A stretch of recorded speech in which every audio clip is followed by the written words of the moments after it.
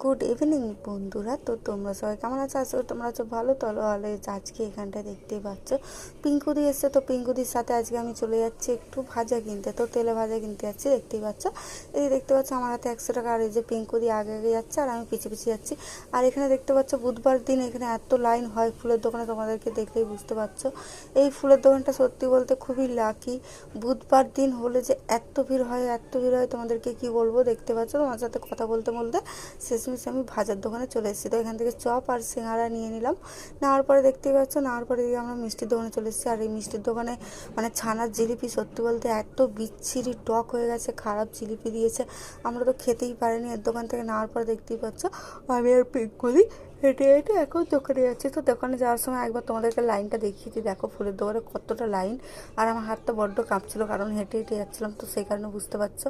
তো হেঁটে হেঁটে যেতে যেতে দেখতে পাচ্ছ আমরা পৌঁছেও গেছি।